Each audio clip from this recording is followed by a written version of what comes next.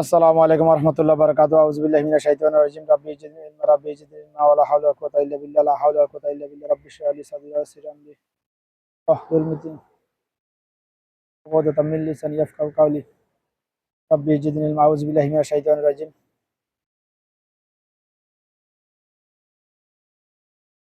সূরা মুলক পারা নাম্বার 29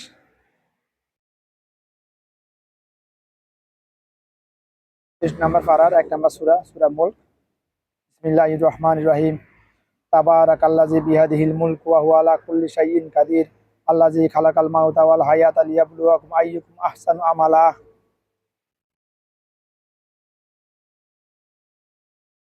আজকে আমি কথা বলবো আহসানু আমালা নিয়ে ইনশাআল্লাহ। ওয়া তাওফীক ইল্লা বিল্লাহ রাব্বি জিদনি ইলমা।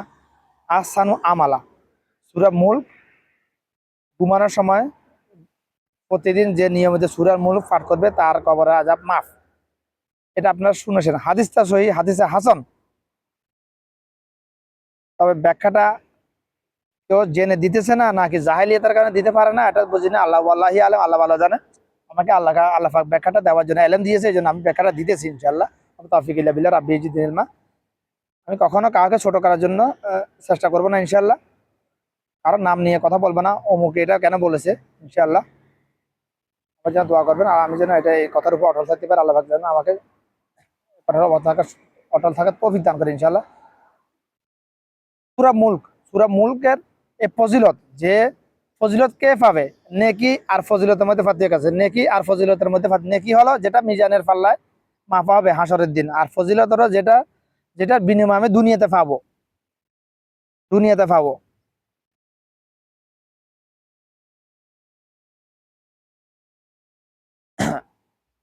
ফজিলত কিছু কিছু, বেশিরভাগ ক্ষেত্রে দুনিয়াতে পাওয়া যায়, আর কিছু ক্ষেত্রে, সামান্য কিছু কিছু ক্ষেত্রে কবরে গেলেও পাওয়া যাবে। সূরা মুলক আহসানু আমালা কাকে বলা হয়? এই একটা শব্দে মানে কার জন্য কবরে আযাব মাফ হবে? যে নিয়মিত সূরা মুলক ঘুমানোর সময় প্রতিদিন, অর্থাৎ আজকে থেকে আমি জেনেছি এই হাদিসটা, এটার উপর 100% ঈমান এনেছি। আমার রাসূল বলছে আমি যদি প্রতিদিন সূরা মুলক পাঠ করে ঘুমাই তাহলে কবর আযাব মাফ আমার জন্য। যে এই হাদিসের উপর মিয়াফিল মিয়া ঈমান আনতে হবে পারবে, তার জন্য সে পাবে ফজিলত।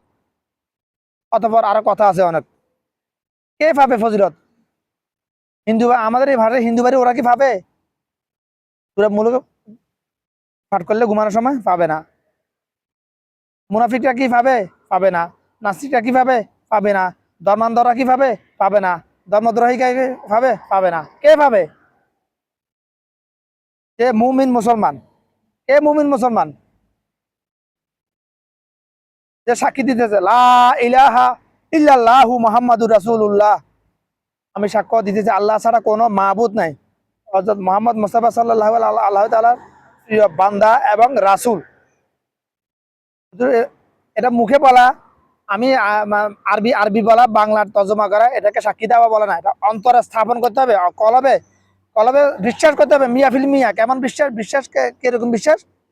আমি সাক্ষ্য দিছি আল্লাহ তাআলা, হযরত মুহাম্মদ মুস্তাফা আল্লাহ তাআলার প্রিয় বান্দা এবং রাসূল। এটার ব্যাখ্যা হলো, তাহকিক হলো, মানে আমি সাক্ষ্য দিতেছি আমার রাসূল আমাকে যেটা বলবে আমি ওটা করবো, যেটা যেটা করার জন্য নির্দেশ দিবে ওটাই করবো, যেটা করার জন্য নিষেধ করবো ওটাই করবো না। এটা তাহকিক হলো, এটা ব্যাখ্যা হলো। এটা